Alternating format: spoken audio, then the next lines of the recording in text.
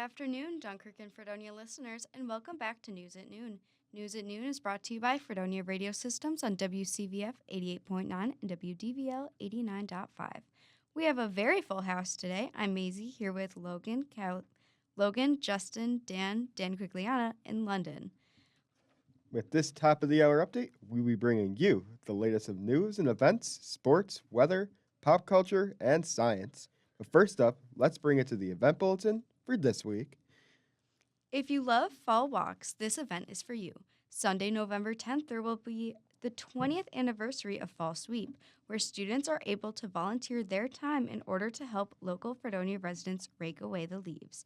Clubs will be meeting in the Williams Center multi-purpose room and will be raking away from 11 to 2. That's it for information through the grapevines. Next up, we'll bring it to London for our campus news updates. Thank you very much, Maisie. Starting us off, Fredonia is very proud to reveal a brand new innovative computer lab, replacing the general lab found in the Fenton Hall. Packed full of emerging technologies, faculty can teach their regular courses, and students will be able to develop extracurricular skills, take advantage of the enhanced learning opportunities, and have overall more creative success, adds Chief Information Officer Michael Quagliana. He then goes on to say, quote, that students are attracted to universities that are perceived as innovative, and so are employers, who tend to hire more students who come from innovative institutions because they feel that they're more confident in their overall skill set and abilities, meaning that this lab will be a great recruitment tool for the university, Quagliana said, end quote. Switching things up, we're going to give recognition to someone right here in Fredonia, Department of Communication lecturer Nick Smith, as he won Best Director Award in the International New York Film Festival.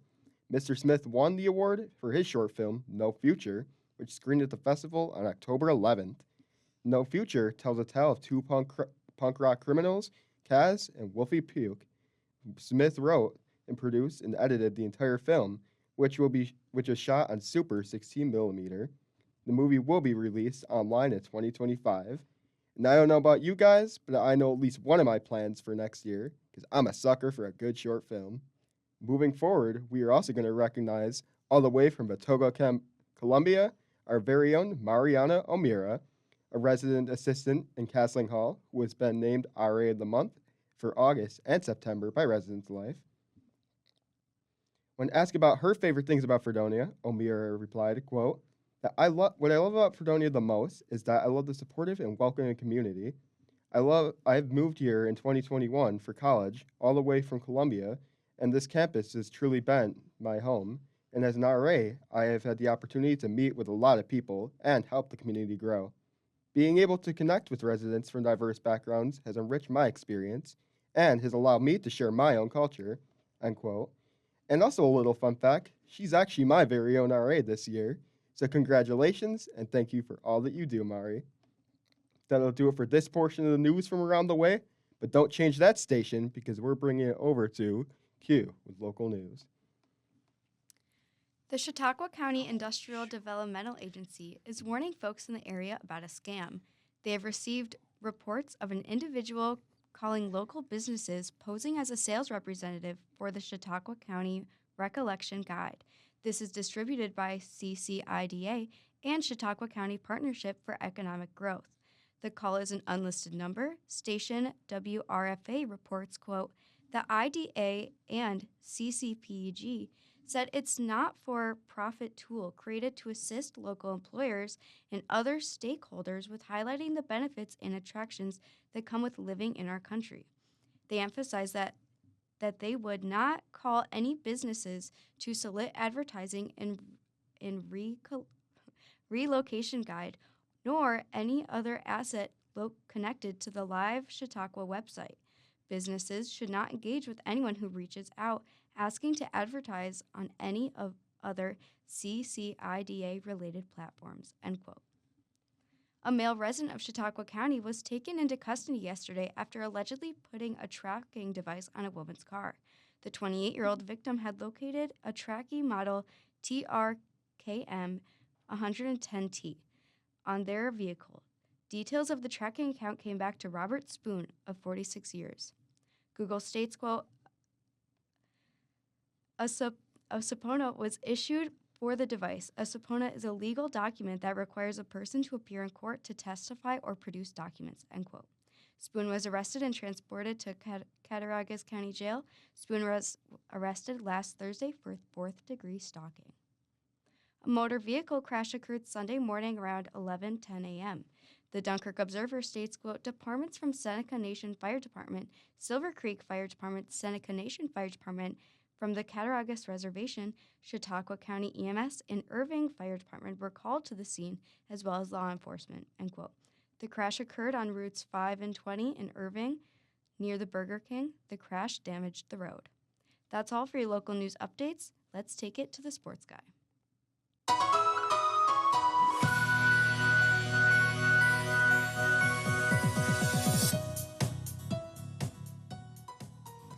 Week 9 grades came out on CBS Sports for NFL football teams.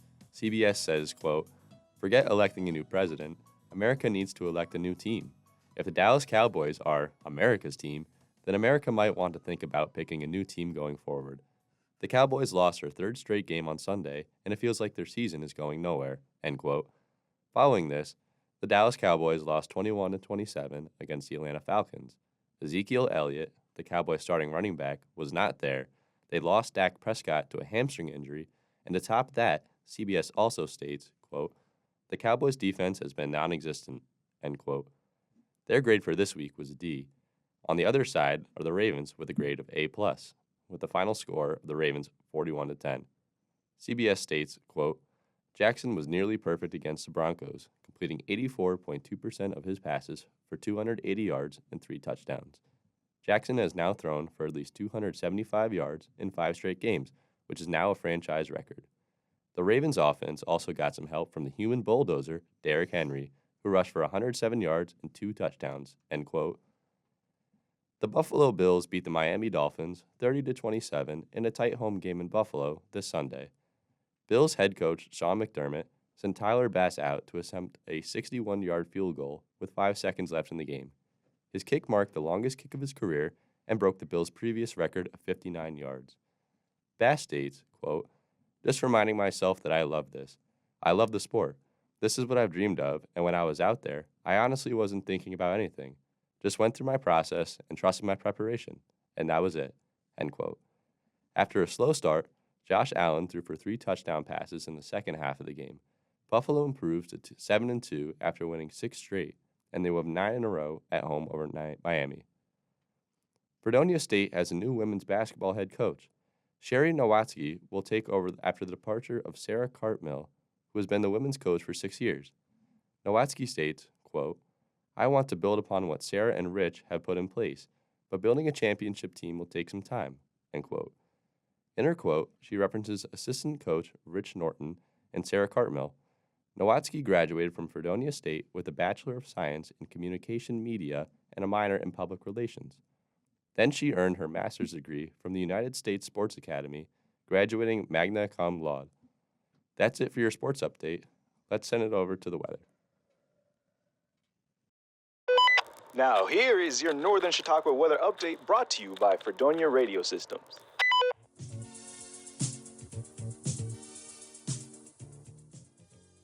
Good afternoon, Fredonia residents. I woke up today wanting peppermint mocha creamer so bad in my coffee. I'm so ready for... Wait, I can't say it. Let's just get into the weather.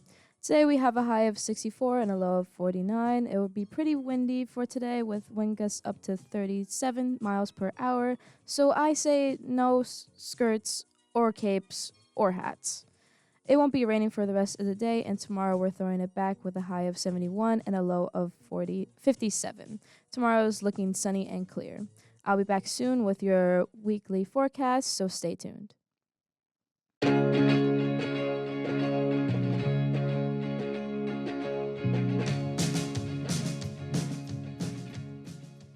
Welcome to the Pop Culture and Local Music segment. Last Call Entertainment is having their first November show this Thursday night on the 7th. K-Hole, Cadius, and Lucky 38 will be playing at BJ's in Fredonia at 51 West Main Street. It is all the band's debut at BJ's, and you know the drill. Doors at 9, music at 10. Quincy Jones, the music titan who worked with Michael Jackson, Frank Sinatra, and Aretha Franklin, and numerous other recording artists, has passed away at the age of 91. His family has released a statement saying, quote, "Although this is an incredible loss for our family, we celebrate the great life that he lived, and now there will never be another like him," end quote. Jones was a legendary producer, composer, and entertainment icon and will be missed. With the election just days away, of course Saturday Night Live is going to have a cold open about Kamala Harris and the swing state Pennsylvania, with actress Maya Rudolph portraying Harris as she usually does. However, when Rudolph looked in the mirror on SNL, she saw the real Harris staring back at her. Quote, "I wish I could talk to someone who's been in my shoes, a black South Asian woman running for president, preferably from the Bay Area," Rudolph's Harris said into the mirror. "You and me both, sister." The real Harris, dressed in an identical dark pantsuit, replied on the mirror's other side, end quote. The two laughed alongside each other and mentioned topics such as the nickname Mamala, Trump's difficult opening doors, and of course the importance of voting. Both SNL and Harris posted pictures from the sketch, captioned "Kamala and Kamala." Fans commented their appreciation, even saying, quote, "That skit was bomb-alla," end quote. That's all I have in music and pop culture news this week. Let's bring it to Dan for national and international news.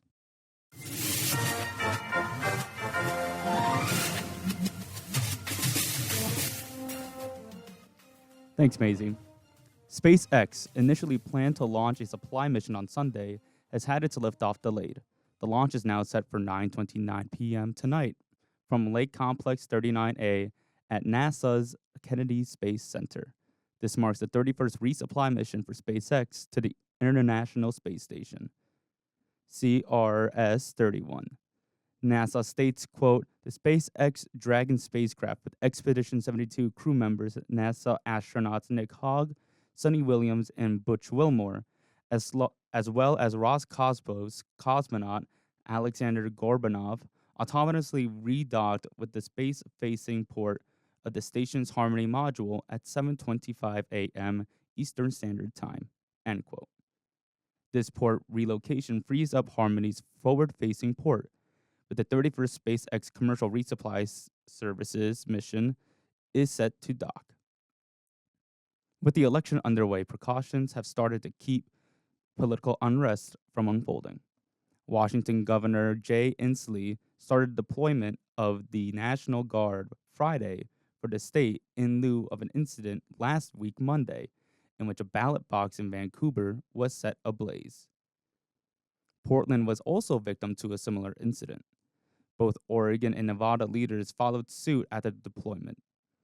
Washington, D.C. will see more than 3,000 officers this week working on 12-hour shifts, ensuring no political attacks occur again. The major county sheriffs of America, National Sheriffs Association, and Major Cities Chiefs Association urge the public to speak up if they are witness to election interference or political violence, saying, "See something, say something." Armenia will vote on a bill that has people speaking out. Armenian officials have proposed a surveillance bill that will require private entities to install CCTV systems to provide police constant monitoring. Many have spoken out against the bill, stating a violation of privacy is inevitable. Human Rights Watch Associate Gorgi Goja says, quote, widespread indiscriminate video surveillance would inevitably lead to unjustified intrusions on privacy and cannot be defended as a measure necessary to improve public security in a democracy. Mass surveillance in public spaces would have a chilling effect on fundamental civil and political rights. That concludes today's national and international news. Now let's take it back to Aryana for some more weather. Hey, lovies. Stay warm because this weekend we're getting down slightly to the cooler temperatures. After a little burst of warmth on Tuesday, in which there'll be a high of 71 and a low of 57, the rest of the week we're getting down to the 50s. Wednesday we'll have a high of 65 with a low of 51 with 55 chance of rain. Then through Thursday and Saturday we'll have an average temp of 53 with lows of 43. Before I go, I must announce the new Starbucks drinks that are coming out this Thursday, November 7th. Hey now, if you need me, you know where I'll be. It's time to say goodbye to my Weather Nation, and I'll talk to you guys on Wednesday.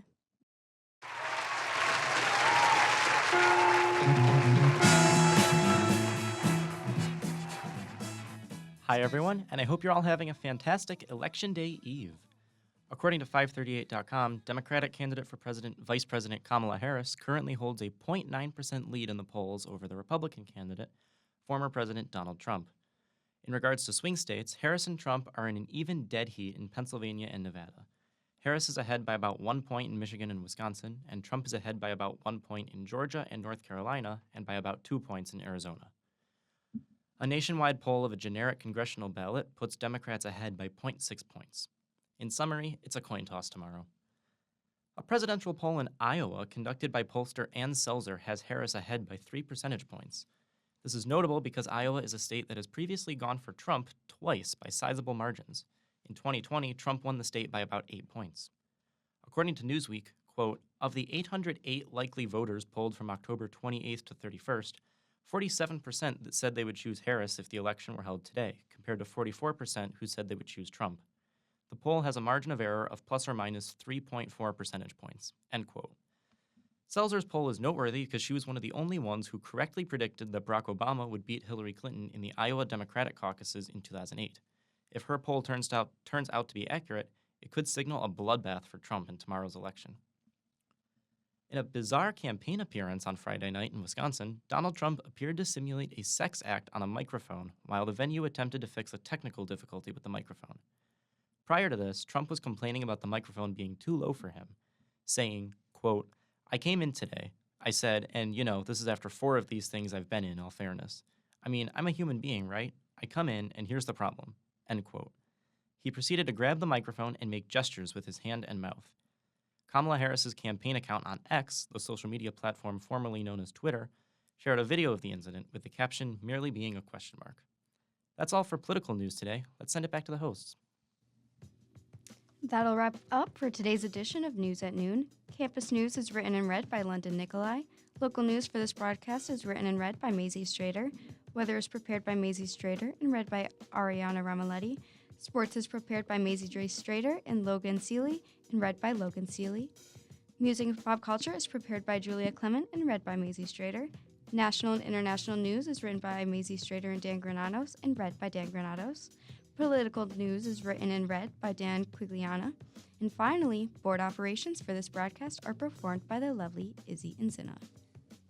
And of course, a special thank you to our lovely team and for all of you for tuning in to News at Noon.